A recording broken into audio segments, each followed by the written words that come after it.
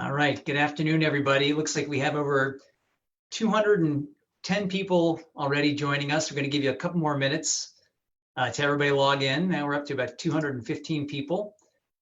I can see your names, and I'm so happy to see all these familiar faces from all over the world, all your names joining us. My name is Dr. Jordan Metzl, and thank you so much for being here and for participating in this webinar. Staying healthy in stressful times. This is our weekly webinar we're doing to try and keep people healthy. This is a beautiful spring day, and normally I'd be outside in Central Park with hundreds and thousands of people running around and exercising and moving. But life is not normal right now in New York or in the world, and because of that, really wanted to try and marshal our resources around keeping people healthy, because it's a tough time, and it's really a stressful time for everybody, for everyday people, for healthcare providers, for people all around the globe. And so our hope here is to teach people how to stay healthy. I think the Romans probably had this best. So Juvenal in the 2nd century AD said mens sana and corpore sano. So kind of healthy mind and a healthy body, and both things are so important. Our goal is there are some really difficult things happening. We're going to talk about some of those things today. We're going to let you guys ask some questions along the way. But I think the real focus is keeping people healthy and really thinking about general health. And that's what we're going to talk about. My general view here is that, wellness is kind of a four-legged table. There is, on one leg is the leg of the mind. And mental wellness, keeping your mind calm. We're going to talk about that today. Wellness of your body, ways to keep your body healthy and your body moving. Very, very important. Wellness of nutrition and what things you put in your body and ways to maximize your body's wellness. And wellness of community, which I think is very difficult. If you read the blog post I put out this morning, I talked about the fact that humans are inherently social animals, and mammals are social animals. They travel in packs, and they really choose to be in packs, most of them, not all, but most. And when that's taken away, it's really challenging and very difficult. So we're going to talk about some of those things as well. I'm joined on today's webinar with really 4 exceptional people. We're going to talk about how we're going to go about this. And just for those who are doing this for the first time, this is our first ever Zoom webinar, so I'm new to this as you are. There is a way to ask questions down at the bottom, and I will try and field some of your questions. And you can, in your upper right-hand corner, you can either pick a speaker view where you just see the particular person speaking, or you can see everybody at once. So I'm joined today by Lou Shapiro, who is the president and CEO of Hospital for Special Surgery. Tara Parker Pope, who is the founding editor of the New York Times the New York Times. You guys can wave, they know who you are. Deb Roch, who is a psychologist at HSS. And at 5:30, we're going to throw it over to our good friend Kylie Holliday, who is a yoga teacher extraordinaire, who's going to teach us a yoga class along the way here. So with that, I want to encourage everybody to write in some questions. I'll try and do that. And we're going to get started with Lou. Hi, Jordan. All right. Good afternoon, Lou. Thank you so much for joining us. Really, obviously a tough time. Really glad you're here. Glad to be here. All right, so Lou, I think I want to start a little bit. So we have people joining us from all over the world, and certainly a lot of people from around New York. And we're going to talk a little bit about what's kind of the present state of affairs and what's happening. I wanted to start though by your vantage point as the person who organizes HSS and marshals all the different resources, puts everything together, and puts there's so many different sites, and it's obviously a huge hospital inside of a bigger hospital complex in New York. We're part of Cornell independently, but next to Cornell Medical Center in Hospital Row, there's Memorial Sloan Kettering, HSS, and Cornell. And in your role, you had to kind of warn people about the upcoming pandemic. And I will say that from a medical staff person, we started getting emails about a month ago about this upcoming threat. And it was almost like I was in 2 different worlds. I would kind of get these emails saying, this tidal wave is coming. And then I'd go outside and people were in restaurants and going to exercise classes. And there was a real disconnect between what I was reading on my email and what I was hearing in the information from the hospital administration. So I thought we might start with a little bit about just talking about how you have kind of gone from seeing this threat from afar to your role of kind of helping us marshal our resources. Sure. So I don't think anyone anywhere saw this from afar enough and acted soon enough. And not to cast stones on anyone, but this is a crisis of epic proportion, one that anyone who's alive has never seen before. And the way I described it internally is, we saw this mountain in front of us, and we knew something was going on there. We got closer and closer. We got to the mountain, and we saw that it was a lot steeper than we thought it was before we got to it. And then literally every day as we climb it, it got steeper, it got more rugged, the weather got more severe, and then we were able to see what was in front of us. So some people saw it sooner, some people saw it later, and we find ourselves where everyone knows we are. New York City is sort of the epicenter of this crisis, probably because of our density of our population and a variety of other factors. I'm just taking a step back and just thinking about this from HSS's perspective. This organization was founded in 1863 during the Civil War. We were founded based on a focus on taking care of people who needed help with their movement. And over the course of 157 years, that has obviously evolved. We've gone through many crises: the Civil War, the Great Depression, World Wars, 9/11, the recession.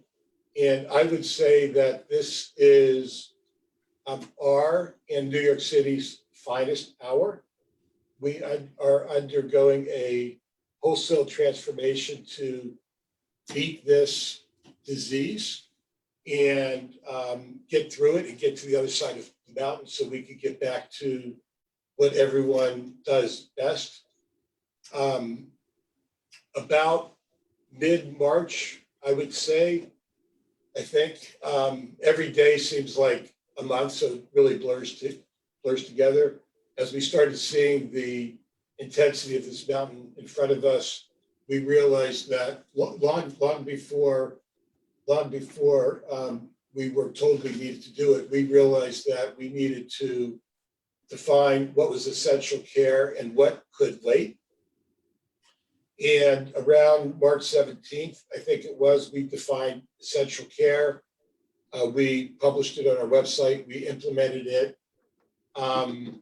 I think a week ago this past Monday.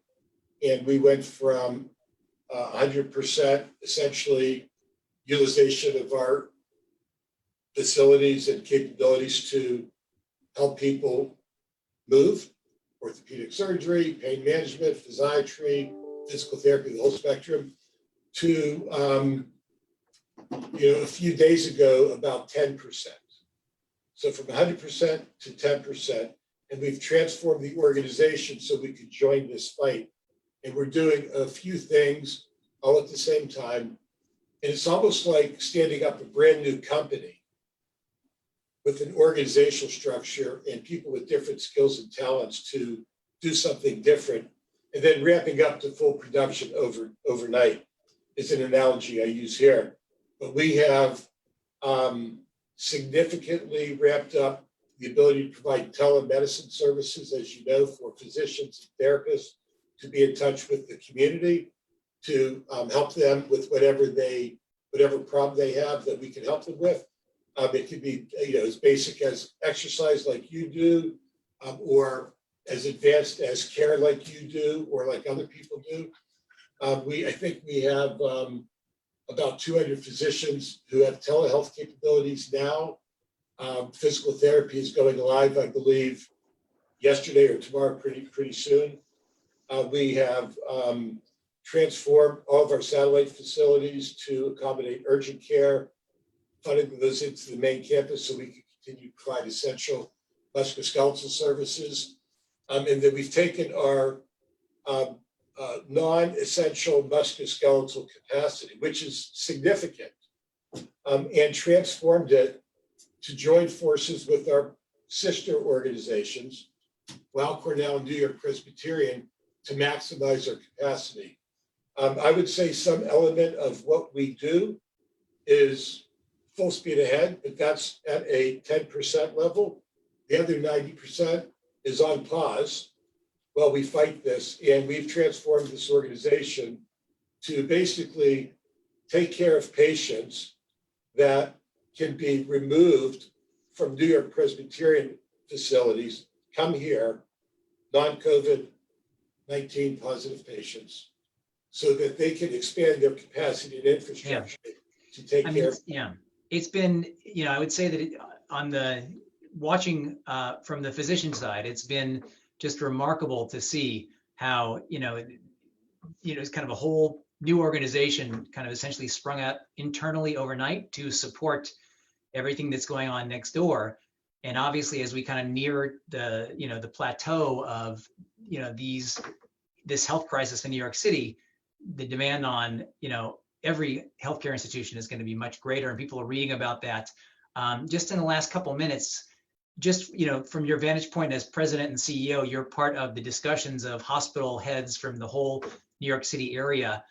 Do you have a read? It sounded like Governor Cuomo had a discussion with all of you a couple of days ago talking about expanding hospital capacity for the upcoming surge.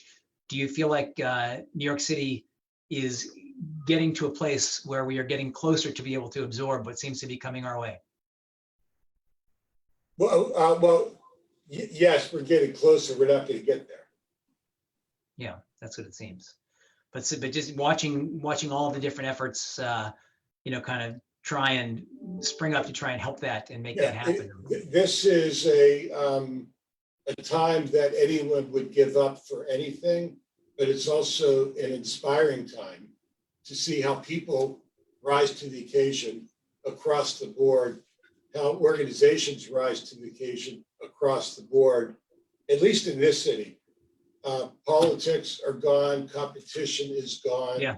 Everyone is united to do their best to keep people safe, to minimize the number of people who will die from this, and to beat this to the ground and get through this so that we can return to what I hope will be a new normal. Yeah, not the old normal, but a new normal. I agree. Well, Lou, we're all with you, and thank you so much for all the great work you're doing to try and marshal all of our forces. We really appreciate you, and thanks for everything. And everyone be safe. Thank you.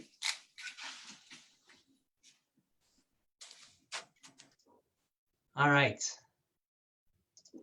Now it's my pleasure to chat with the founding editor of Well at the New York Times, Tara Parker Pope, who is a longtime friend and terrific resource, and she basically is the fairy godmother of wellness and really helped define the wellness movement.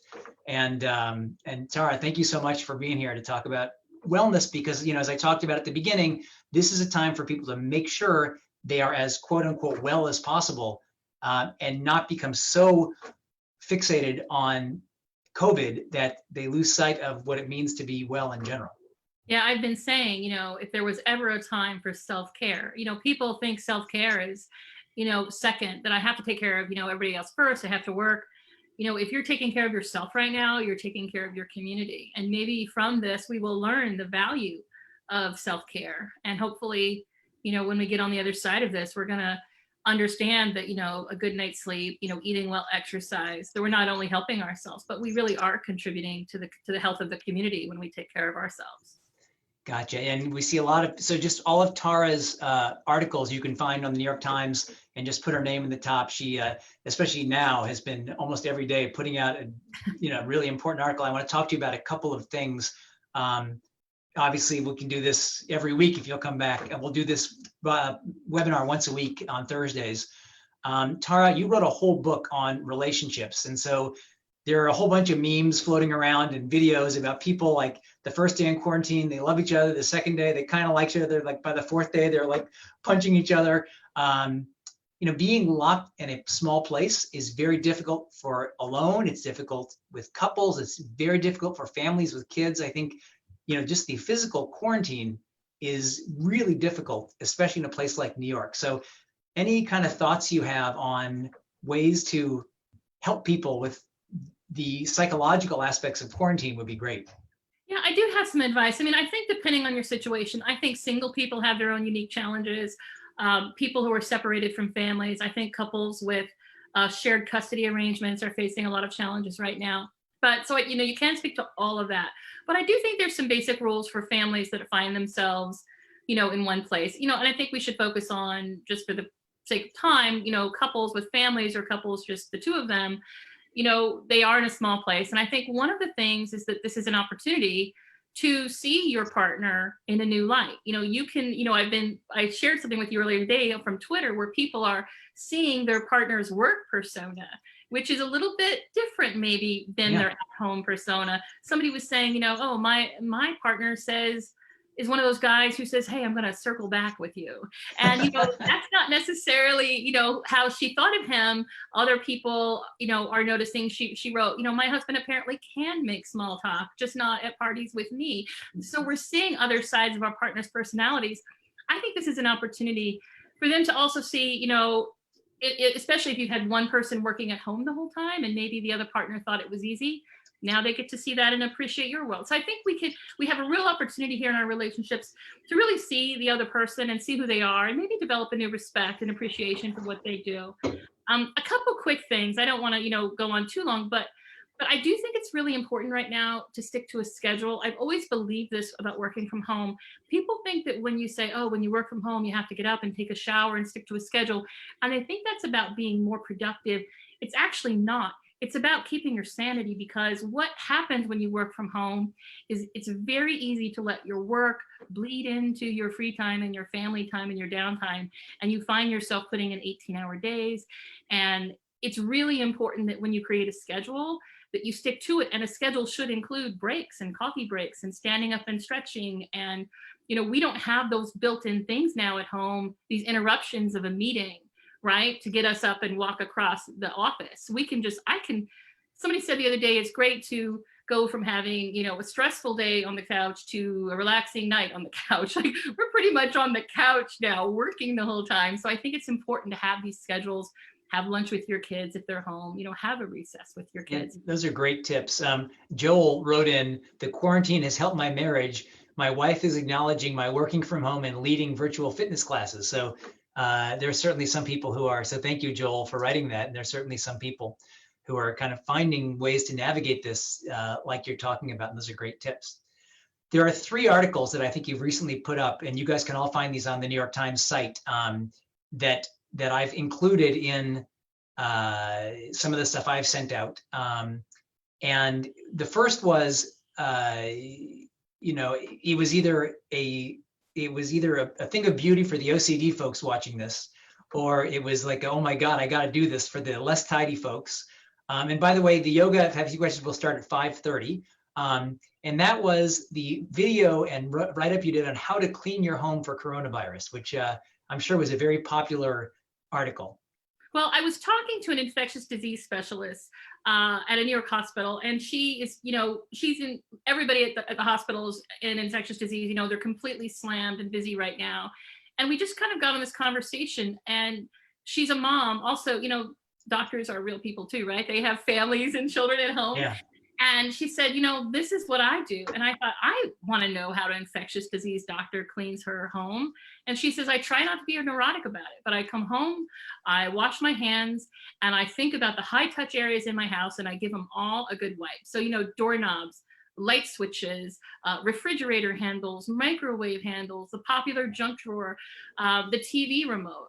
And she says, just give them a wipe. That this is a good thing to do if it's flu season, if it's any season, and certainly during coronavirus. So I thought that was really useful advice. It's a great video. There's a great video that goes along with that of how to do it, and I really recommend that. If you're in the Q&A, just send a note. Tell me where you're from. Type in your town so I can see where people are watching us from. Tara, the next one was your article, which I put in both my recent newsletters on boosting your immune system and how to boost your immune system, which I talked last week with Elizabeth Alexander, who's an infectious disease doctor, and we talked about the importance of your own immunity for fighting off any kind of infection. In this case, obviously fighting off coronavirus, and your immune system is your body's front line. And so you wrote a great article on boosting your immune system. Would you mind just kind of a couple comments on that? Yeah, I think a lot of people are looking for like a pill they can take, or garlic, or, eat a ton of blueberries and they're going to fight off coronavirus. And that's not what I found. I mean, it's not like we have a single pill to give you automatic, superpowers in terms of immunity, but it is very easy if you don't take care of yourself to run down your immune system.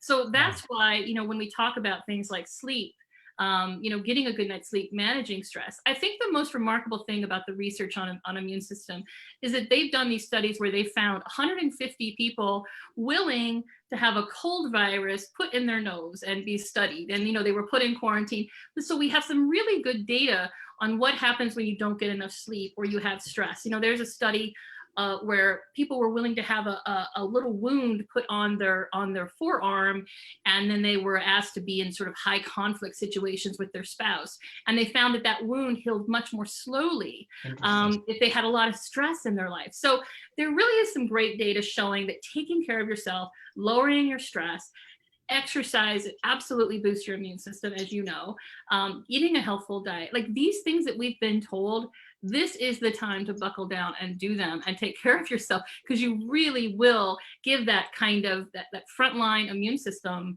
a boost when you take care of yourself. Yeah, I think it's so important. And I've actually had a lot of questions on exercise. And what I tell people is I want you to stay in the moderate zone. This is not the time to crush your PR, go run a marathon. This is the time to stay in a moderate zone. We have people watching us today from Los Angeles, Israel, Queens, Miami, Upper West Side, Fort Lauderdale. So really love seeing just type in where you're from. It's really terrific.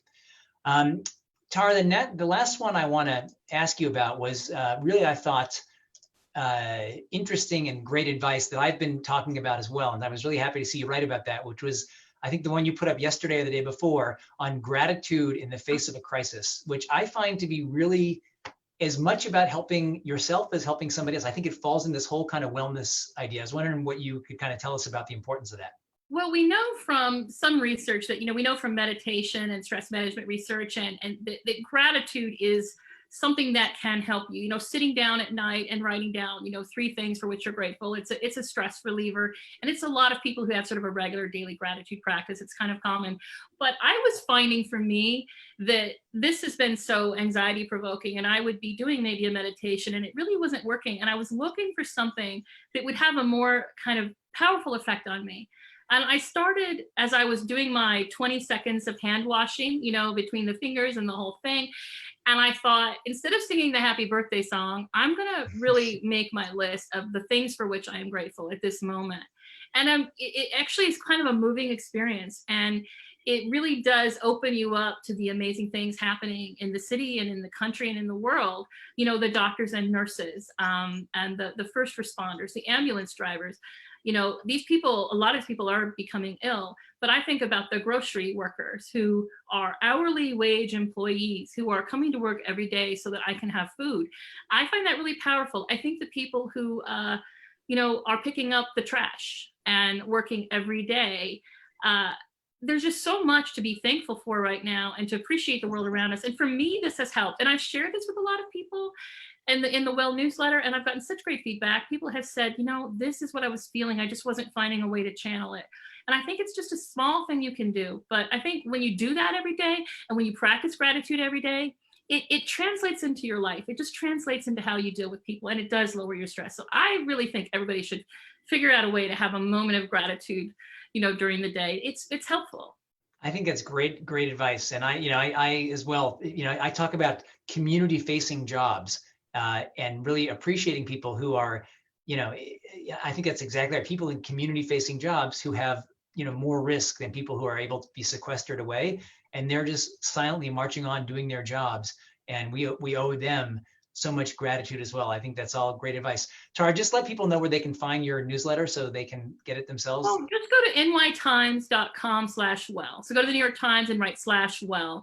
And you can find, the well content. You can usually find the newsletter posted there and sign up for it. And you can find all the amazing content. I think as people know, the New York Times has put all of our coronavirus coverage outside the paywall. So it's free. You're not going to hit your 10 article limit. You can read everything you want to know and more about coping with coronavirus. And we're definitely here for everybody. And the Well team's here. I mean, if people want to send me an email, they should. I love to hear from readers.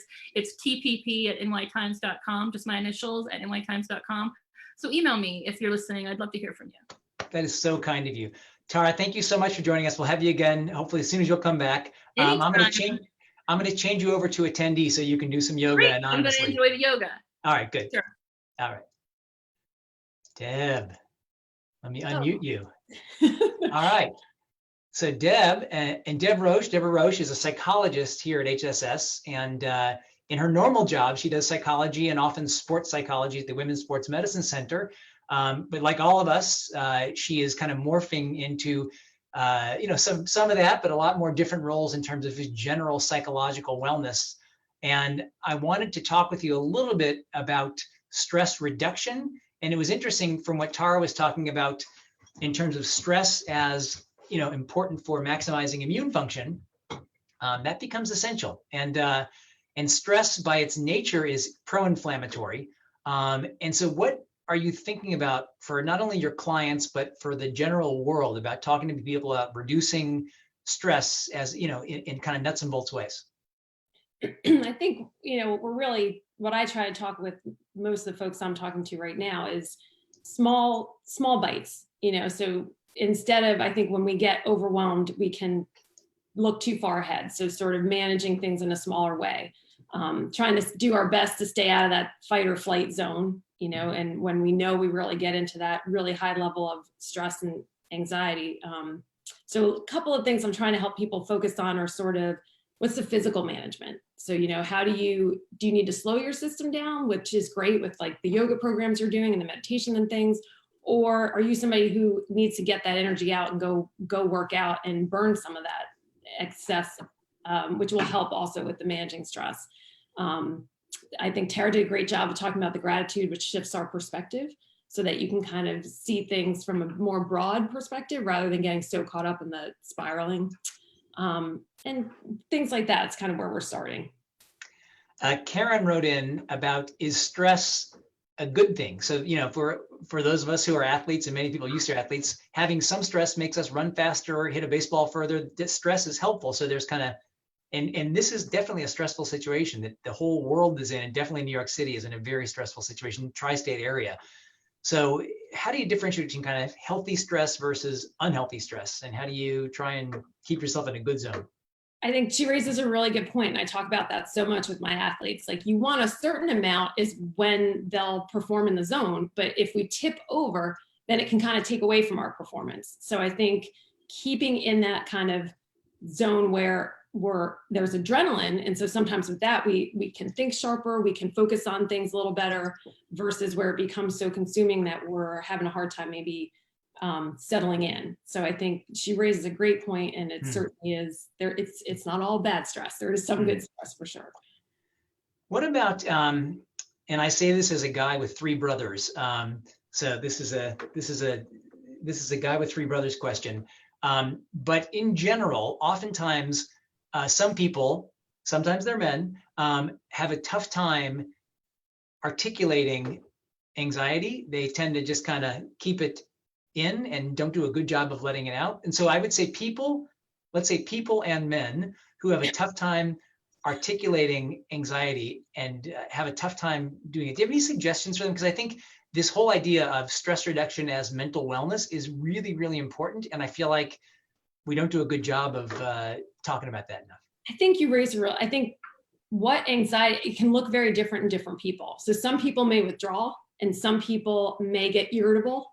Some people may get really sad and it'll look more like a grief versus anxiety. And so I think part of that is for all of us to be aware that it's not going to look the same and to have some compassion for each other, that we're all doing the best we can. And I think if you can ask an open-ended question to try to help them to say what's going on. And then also sometimes it is give them a little space. Yeah. That is reasonable. It's hard to do in our circumstances, but sometimes that helps with the agitation or the irritability piece. But it does look different for all of us. And I think we need to kind of keep that in mind, that sometimes that short-tempered response is because they're nervous, not because they're angry with you, kind of thing. Yeah. All right. Well, any last minute tips for people just in terms of kind of what they should be thinking about doing for, mental wellness? I mean, I know we talked about some with Tara, but just, the main things you want people to kind of think about. I think she did a great job hitting on the routine. Keeping things predictable is really comforting, knowing kind of I can anticipate these things. She talked about the sleep piece. I think trying to keep your sleep, going to sleep at the same time, waking up around the same time if you can, cutting yourself and everybody else a break. Everybody's doing the best they can. We're going to have missteps. And so forgive yourself, and you're not the perfect homeschooling parent. Okay, that's fine. Try again tomorrow. I think there has to be some room for compassion with each other and ourselves, and really just, we're going to come through. It's just, we have to be patient, but we're going to come to the other side of it. Peace on that. Thank you, Deb. Thank you so much for doing this. We'll for definitely call you again and look forward to seeing you again very soon. Thank you so much. I'm going to move you over to attendee so you can do some yoga with Kylie, which is terrific. All right. Last but definitely not least, everybody roll out your mats and put on your smiles. So many of you know Kylie, who is a longtime friend. She's been part of our Iron Strength community since we started really small, and she's taught classes for us up on the Intrepid with thousands of people. And she's just a real rock star human being and a dear friend. And I'm so glad that she is going to do this for us. So we're going to have a yoga class with Kylie. Kylie, welcome. Thank you so much for having me, Jordan. Hi to everyone out there. Namaste. So we're going to all just get started in a comfortable seat, right? But not so comfortable that, you're about to slump over, right? So probably want to get off the couch for this one, right? Round, maybe tuck a block or a blanket under your tush. And yoga today, really, it's not going to be too crazy, right? What we're looking to do is breathe really deeply in through the nose, out through the nose, maybe sigh times to get rid of some stale energy, but also to be gentle with ourselves, right? So to notice where our bodies are in space, right? I'm going to give a lot of physical instructions of what you're going to do, and hopefully that bring you into a more meditative state, meaning when you're balancing, you're not thinking about things stressing you out, right? Otherwise, you're going to fall over. So it becomes this experience of breathing, of noticing where you are in space. And in doing so, you drop more fully into the present, right? And if it doesn't look perfect all the time, don't worry much about that, right? You're approaching your body without aggression, without ambition, okay? And so if you wobble at any point or something feels challenging, crack a smile, right? And the psychologist, was talking about we should be really easy with ourselves, okay?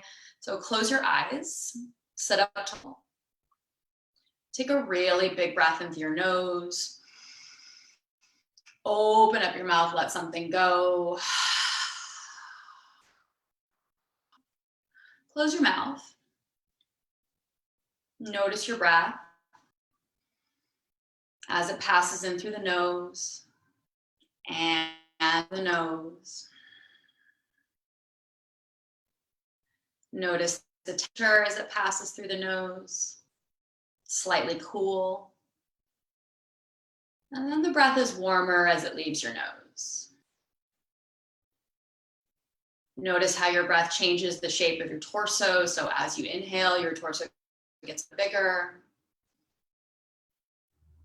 And as you exhale, it shrinks back.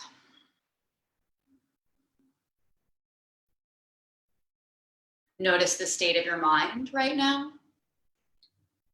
If it's busy or if it's spacious. And in either case, I want you to approach that experience in a peaceful way. So if the mind is busy, no worries. If it's spacious, just as good. Cover your heart with your hands. And if it feels authentic, you can take a moment here to set an intention for your practice today, or maybe offer it up as a dedication to someone or something.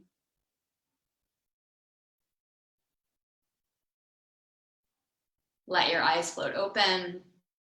Start by interlacing your fingers and roll out through the wrists. We're going to be in our hips today, so I'm going to get the sense of warming up the wrists. If there's any snap, crackle, or pop, get it out of there. Going back and forth. And then flip your grip. So your palms are going to go towards your computer or whatever your space looks like right now, stretching the fingers. Then flip your hands around, extending the arms, bending at the wrist. Feel like you're trying to pull your fingers apart, but without actually doing it. And then flip your palm, stretch the fingers. Shake out your hands. I'm going to move to my mat back behind me. And we're going to start actually in forearm plank, all right? And I know you're probably thinking, wait, this is yoga, it's supposed to be super relaxing, but in my estimation, like all good yoga has some element of core work involved in it, right? Builds a little bit of heat in the body so it can stretch more effectively afterwards. And it also has like, you know, the added benefit of focusing your mind, right? You're having to be strong. You're feeling what you're capable of, right? Right here, elbows and shoulders in the same line, fingers going really wide. You're lifting your kneecaps so the fronts of the thighs are super firm and engaged. Good, and now I want you to lift your hands up off the ground so you're flexing the wrists. And then you're gonna lower them back down. And just do that a couple more times as another exercise. Lift the hands and lower them down. Lift hands and lower them down. One more, lift the hands and lower them down. Now, melt your hips down towards the ground, squeezing your seat gently, untuck your toes. We call this Sphinx pose, right? Which is basically just how it sounds, right? You look like the Sphinx, you're pressing your pubic bone into the ground. The pinky toe edges of your feet down so the inner thighs spin up, right? And now you're gonna press into your knees here. So you lift your hips and your thighs off the ground, right? You're pulling your pubic bone towards your navel, right? Really feel work here. The next time you inhale, come back to that Sphinx pose. Good. Let's do that a few more times. Press into the knees, lift your thighs and hips. Inhale, back to Sphinx pose. Exhale, press in knees, lift hips. Inhale, back to Sphinx. Just one more. Press into knees, lift hips. Inhale, back to Sphinx. Let your elbows go out to the sides.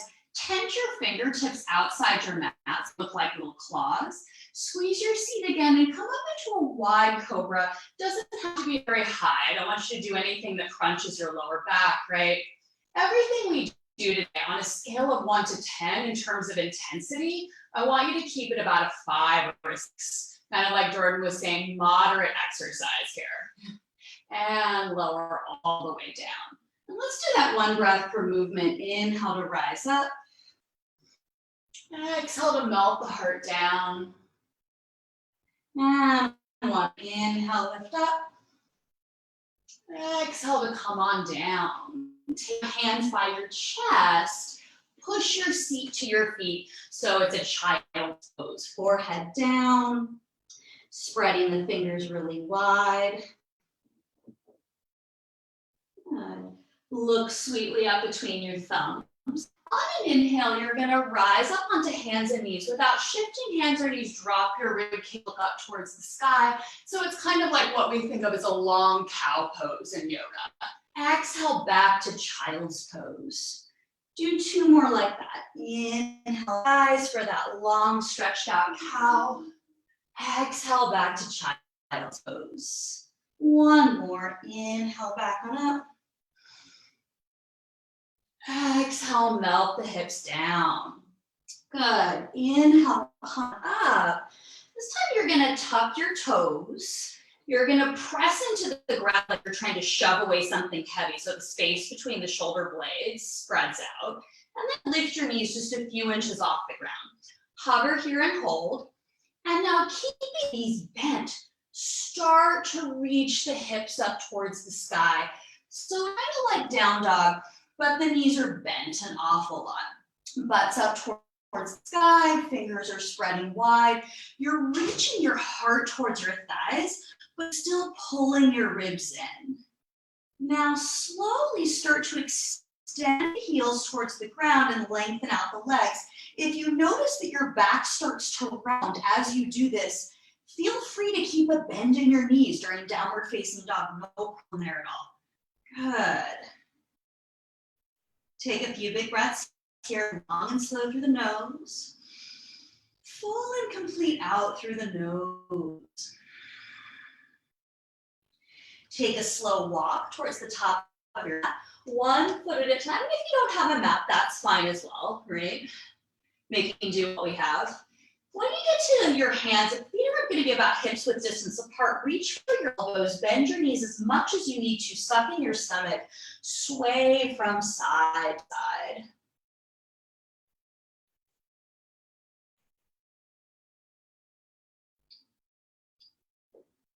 Good. Release your elbows, heel toe your feet so that their hips width distance, they could be a little bit wider.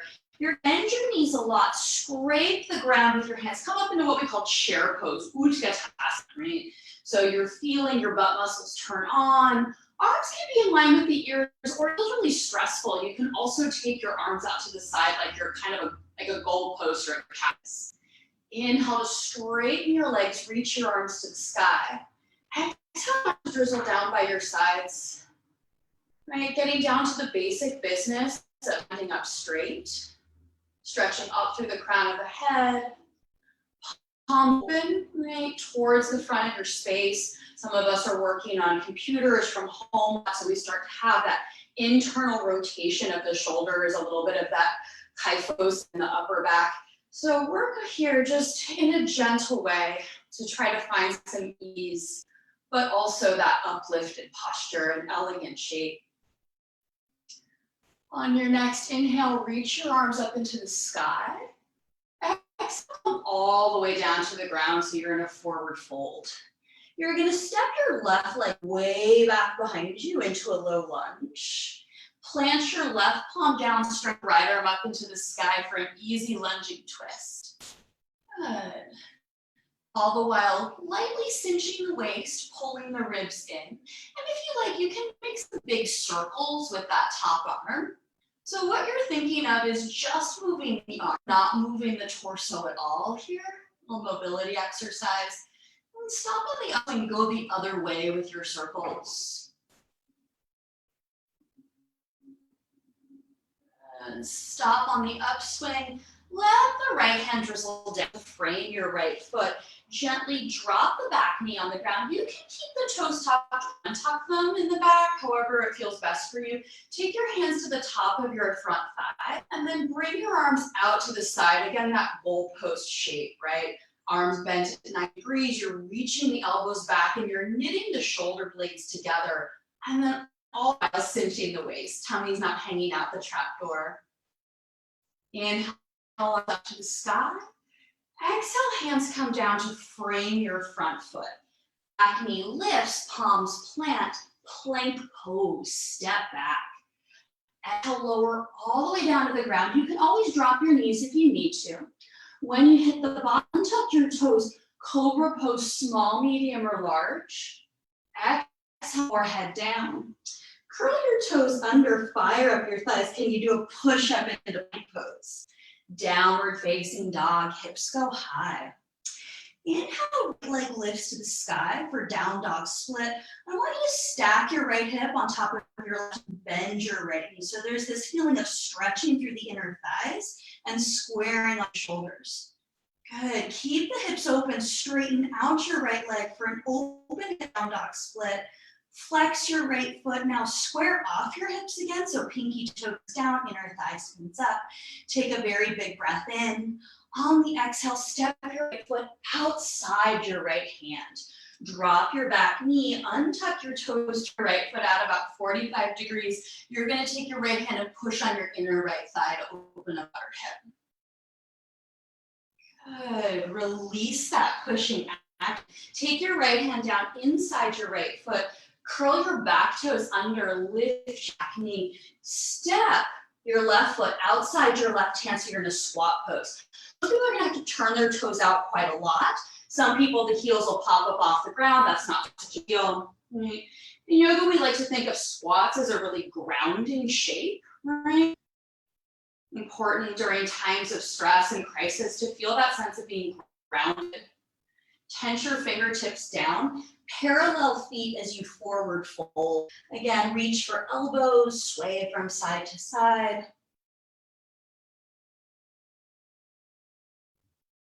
Release your elbows, heel toe your feet as wide as your hips if they're not already there. Chair pose, scooping up from the ground up. Squeezing the seat, sitting low, almost like you're trying to sit into a chair that's a little too far back behind you. Inhale to stand up really tall. Exhale, arms by your sides. Standing up straight, take a big breath in. And a full breath out. Inhale, arms stretch up to the sky, Urdhvasana we call it. Exhale all the way down to the ground, Uttanasana, forward fold. Without crashing, step your right foot back as slowly as you can so that you barely make a sound when you land. Plant your right palm down, stretch your left arm up into the sky for that easy lunging twist, right? Very gentle here, this twist. Nothing too intense, right? If you're feeling anything that's super intense, out of it a little bit. Maybe make some circles with that top arm, going low.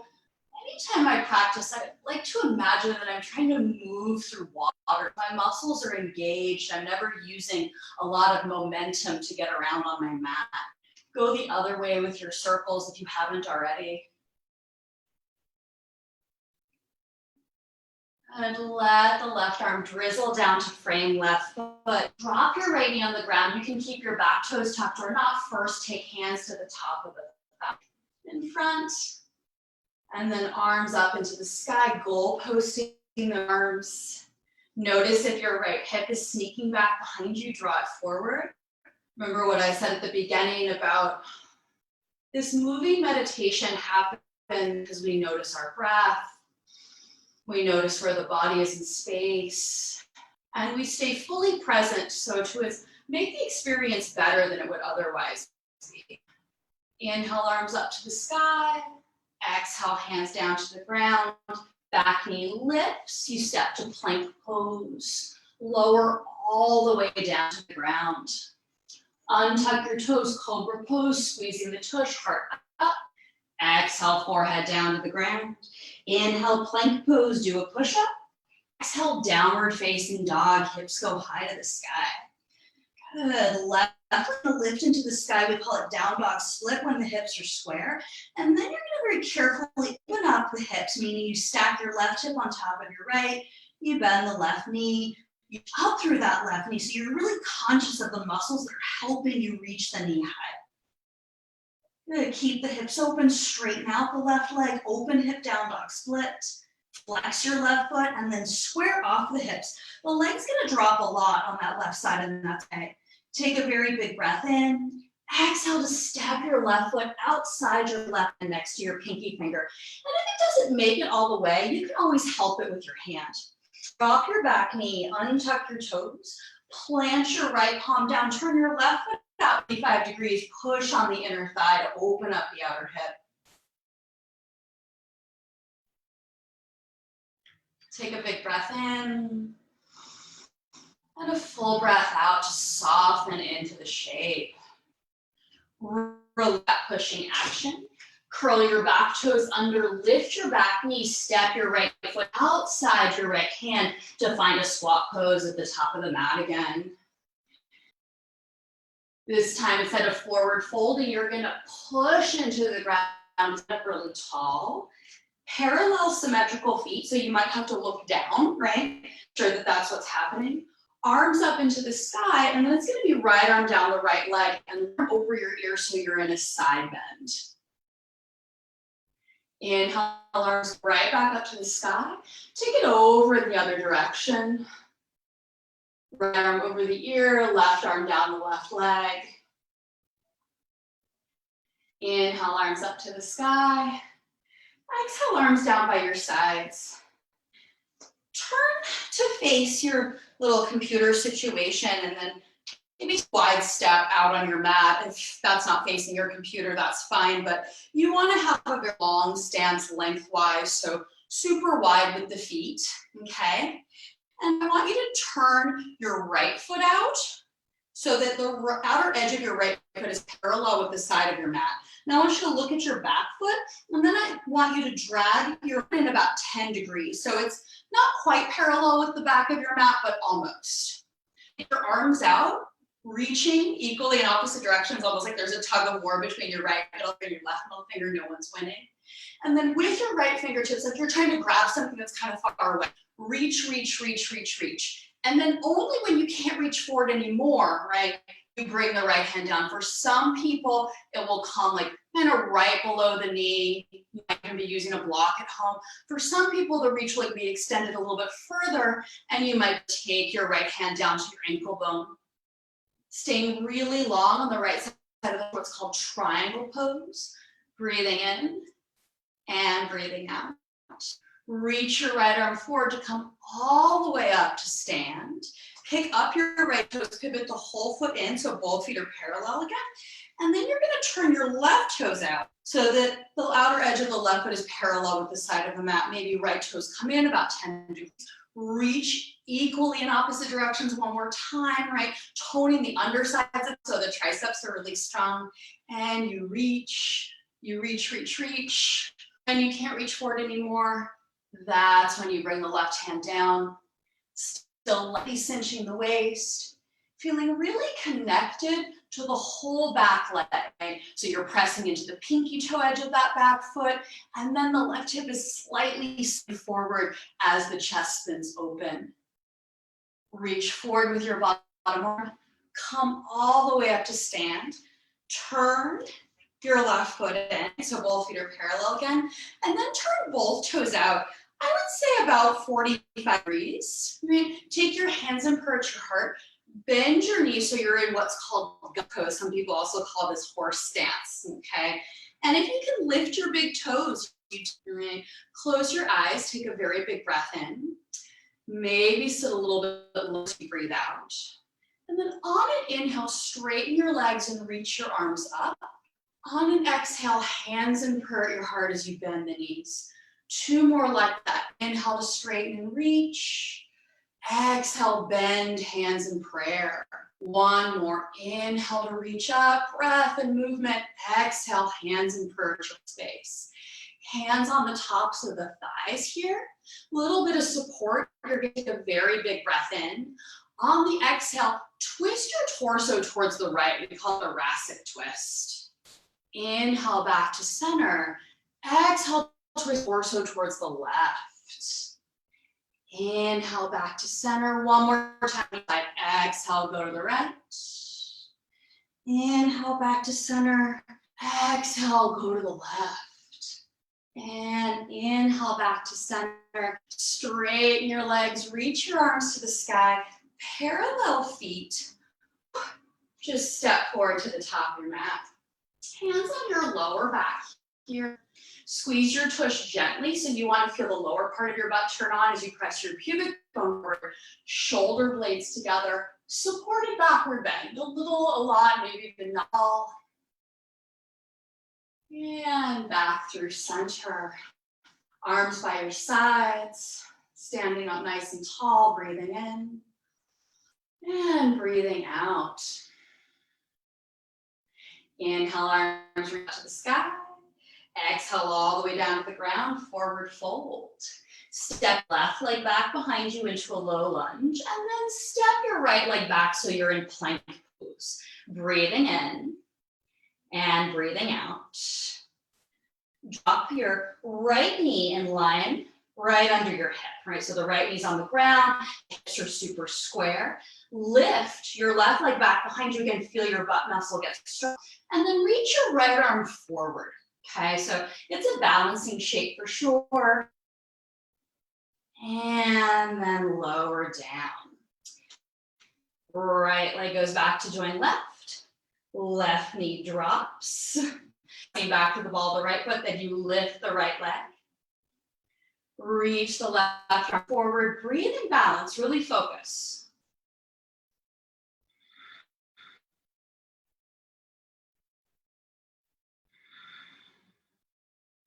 On your next exhale, put the ball of the foot down, put the palm down, drop the right knee down, sit back on your heels, and then sweep your leg in front of you.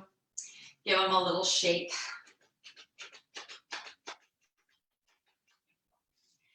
Bend your knees, place the soles of the feet down on the ground.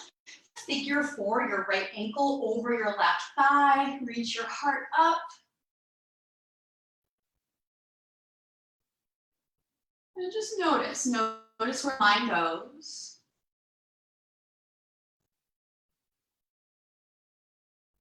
See if you have wandered into an unhelpful place, if you can bring it back to what we started with, the temperature of the breath as it passes in through the nose and out through the nose.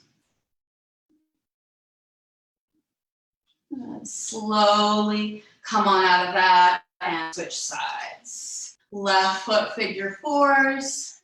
You're reaching your heart up towards your calf muscle.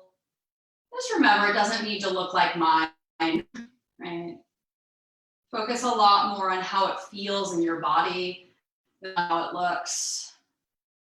Feel a stretch that feels helpful for you, right? Not that looks like what you see on the computer screen.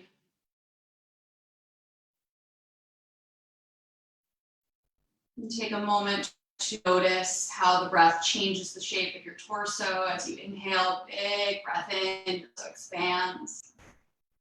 As you exhale, you shrink back. And then slowly making your way out of that situation. You're gonna lay down on your back for what I like to call the most glamorous pose that we have to offer in yoga, happy baby.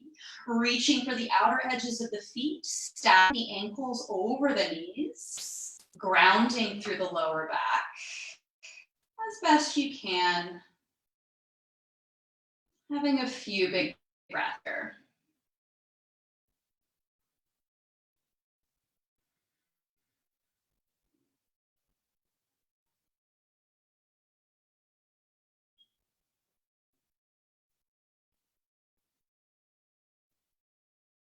Maybe if it feels good, you can lengthen your legs out to the side so you're in a reclined straddle. But otherwise, happy baby is great.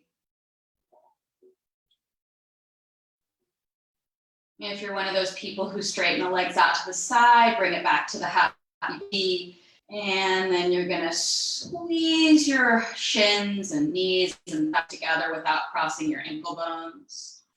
Maybe try to take your nose to your knees, rounding up, curling up, and then lengthen all the way down to the ground.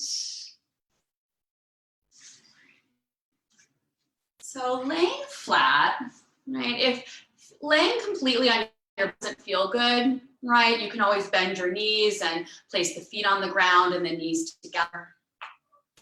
But if laying flat feels good, do it with your feet flopping open so there's no tension in the hips. Palms up towards the sky. Embrace the absence of effort, right? Especially in times like these, rest is never overrated. So important right now, just to let yourself rest. And again, if it gets busy, redirect your focus. the character and the quality of the breath.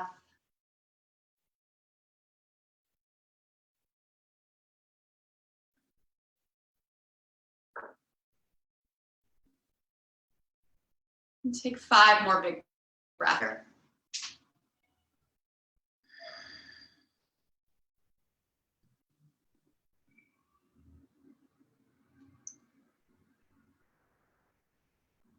After the 5th and final breath, which should be coming pretty soon, you'll wiggle your fingers. You'll wiggle your toes.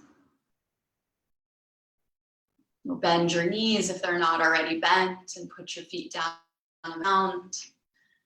Stretching the arms over the ears. And in the way that feels best on your body, you come up to sit, but if you need more time laying down, then stay laying down, no problem.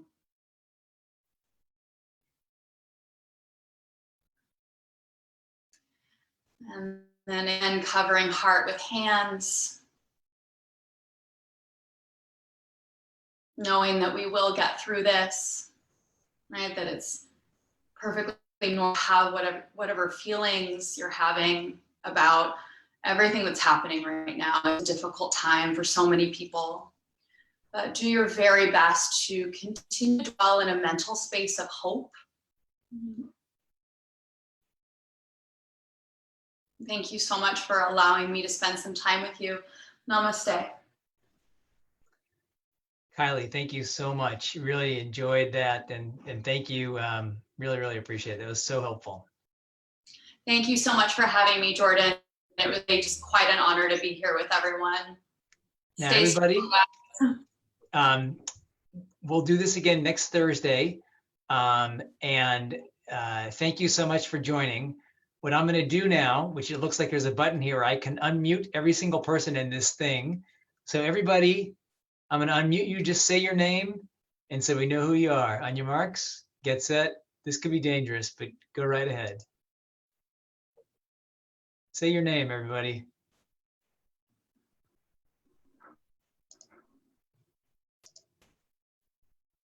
Oh, sorry. I guess that doesn't work. Can somebody say something? Hello? All right. I'll take you. All right. I guess it's the webinar. They can't. All right. Well, it was a good effort. Take that back. We're getting a lot of comments here in the comments section. Thank you so much. Awesome. Lots of great questions. Craig Josephson, the nervous groom. Blaze, thank you so much. Angelina, Leana D'Souza, thank you so much. Chum Lee Yao, thank you. Ali, thank you. Gail, I see all you guys, and we really appreciate it. So we will meet you guys back here next Thursday. David Hill, I see you, buddy. We look forward to seeing you, Priyana. We'll see you next week. Stacy, absolute pleasure.